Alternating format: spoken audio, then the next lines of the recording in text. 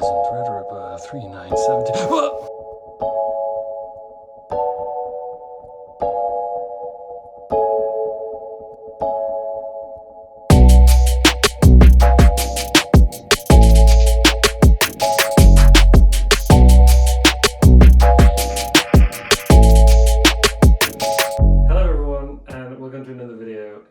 Today we're going to concentrate on upgrading my development machine. So I debated for about a year about what parts to pick. I've waited almost a year when I should have upgraded just with everything that's going on, and finally took the plunge and ordered all the bits. So yeah, we got the motherboard, we got the MSI Trx40 PRO 10G.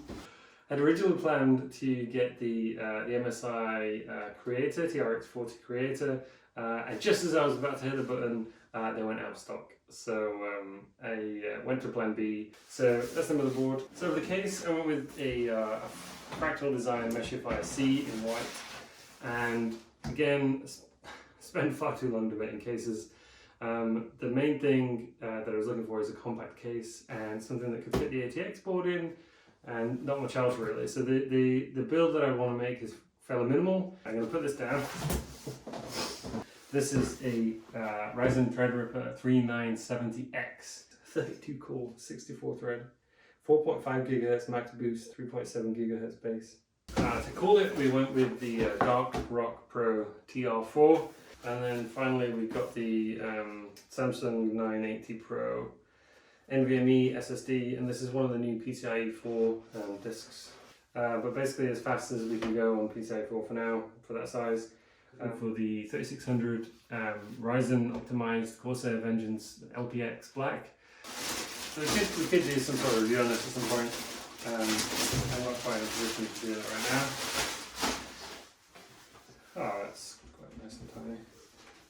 One of the problems I had is apparently nobody has power supplies. Luckily we have quite a few machines in here that we can borrow one from. So with everything that's going on in the world, everything's a little bit crazy at the minute, and it seems really difficult to be able to buy absolutely anything. Power supplies are one of those. We don't seem to be able to get anything within a reasonable amount of time. I think early January is about the earliest we could get maybe 1,000 watt power supply. And graphics cards as well. And so much going on with NVIDIA and AMD at the minute. With the introduction video for the NVIDIA 3000 series graphics cards, and Jensen saying, "It's finally time, guys, to upgrade from your 10 series. To all my Pascal gamer friends, it is safe to upgrade now." Well, it would be good if there was some stock somewhere.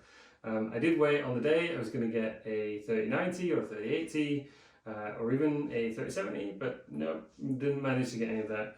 And the same was true for the Ryzen 5000 series CPUs. Originally, I kind of debated the idea of getting a 5950X and an X570 board, and they came out, and within 3 or 4 minutes, they were all gone. So I was kind of worried that if there was a potential release for the new Threadripper this year, it's been a year since the last one was released.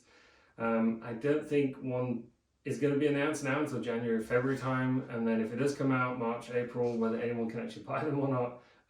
So I took the plunge and just went with what we had for now, and then we can kind of move on with all the other projects. Okay, let's come with this. I think what I'm going to do first is set the build up without the case. Right, so I'll just move these out of the way. So let's some other goodies. Oh, that's a lot thicker actually than I thought it was. NVMe adapter. It's 1.5 slots, which is slightly irritating. I think I would have preferred it to be just 1 slot. The other thing that should be in here is the 10 gig. So I think this is an Quantia chipset. So we will be using that at a later date. But what else we got in here? Stickers, drivers, NVMe screws, some warranty information.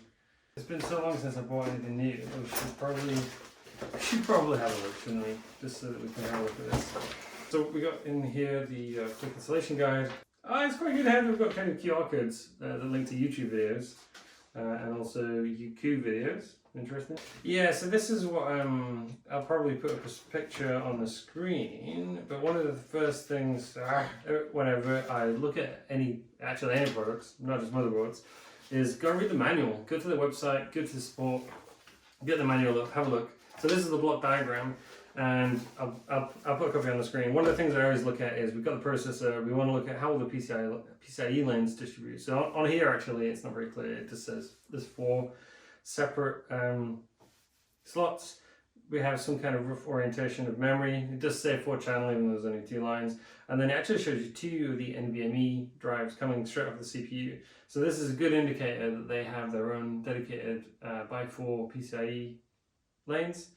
The other bit is then reviewing how that interconnects with the chipset. It doesn't mention on here, you can maybe assume 8x8 or x16. I think the creative board showed it as x8, so that was my assumption.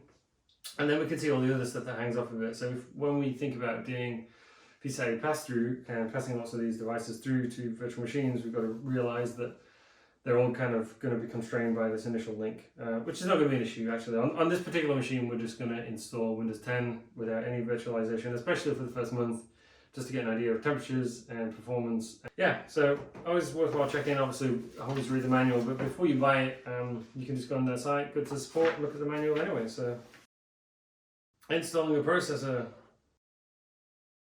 Okay, so we'll move that to the side. I might leave the manual out, just in case. Oh, we're gonna go that way. This is huge actually, this is really heavy. Okay, what's this? Play hard, stay silent, remove before starting. Why does it need to have...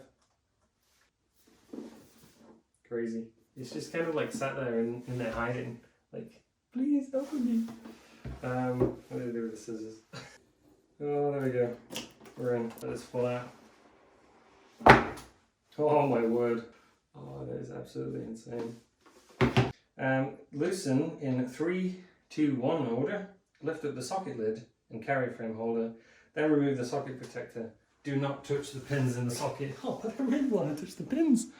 Hold by carrier frame and slide down until the processor clicks into place. Carefully lower CPU and frame holder onto socket until click down. Lower the socket lid. Tighten in 1, 2, 3 order until the wrench clicks. I'm a bit scared actually. So what were we supposed to do? Let's get this out first. This is absolutely insane. Let's just try and get closer to this. AMD Ryzen Threadripper. Oh yeah, it's at the top, isn't it?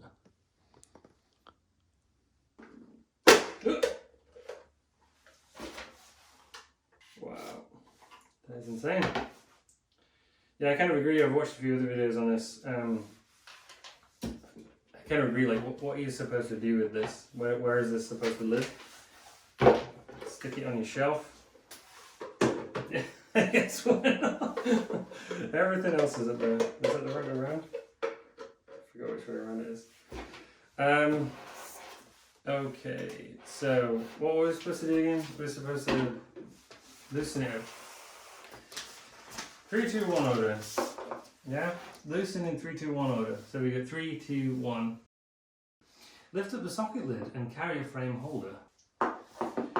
Remove the socket protector. Do not push the pins in the socket. Alright, okay, that slides out. Why did that seem so hard? Okay, slide that out. Okay. Oh my. So we can click this down. Yep.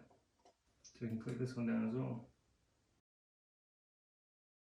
3.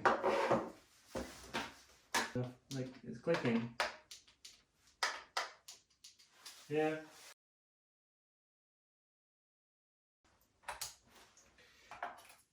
Ooh.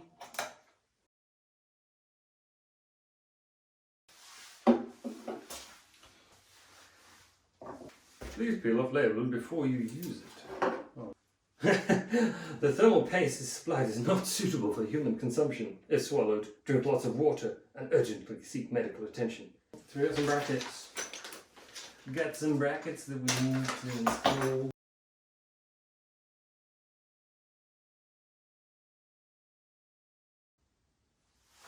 Don't consume this. Okay, I don't think it's too bad.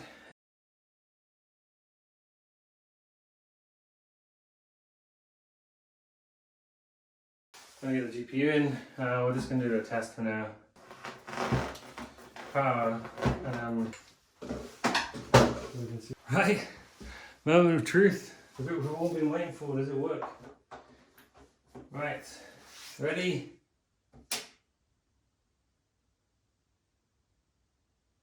Oh yeah, we need a switch. Oh yeah. Turn it off. Ah, they're on the board. Okay, that's good. Right, turn it on. And power. Whoa.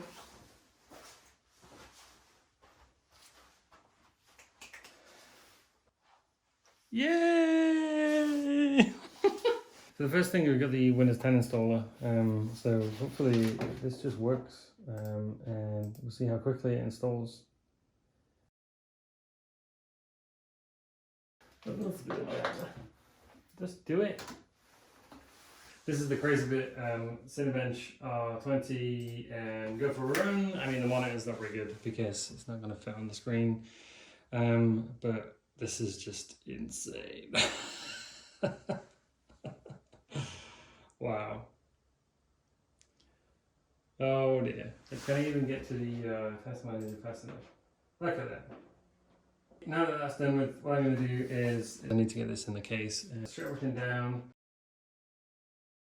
Try not to hit anything. And first things first is to put in the I/O shield, so we'll get that in.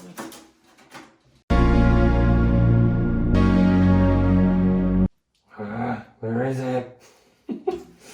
Right, there we go.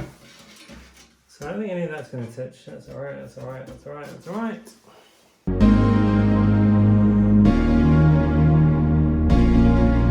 Cool, she's in. Okay, so yeah, we can start it up again now. Ah, don't drop it. Right, so we're going to get the PSU in. I was going to kind of feed it through. We'll go that way around. Attach this. Probably should have done that way. Okay, so we're all finished. Everything's together. My iPhone kind of ran out of storage space, so we had to sort that out. Carried on with the rest of the build. Got everything inside. Connected everything up. So hopefully we can just press the button now. Good to go. Everything's booted. Let me in, mother. Look at the state of that. Oh, it's gorgeous. If you like this video, you know what to do. If you didn't, you also know what to do. Remember to hit the subscribe button to see more videos like this coming in the future. And I also do lots of retro stuff, as you can see in the background. We're in the middle of building a 486 machine from 1994. And we're going to go and play through some of this library and just do some game reviews of games that I really enjoyed as a kid. First, we're going to do Cinebench R15. Oh yeah, and CPU. Go, go, go. Oh my god, it's too quick. So we get 7256. Go. Go, gadget, go. 6455. Right, that's it for now. I will catch you later. Over and out.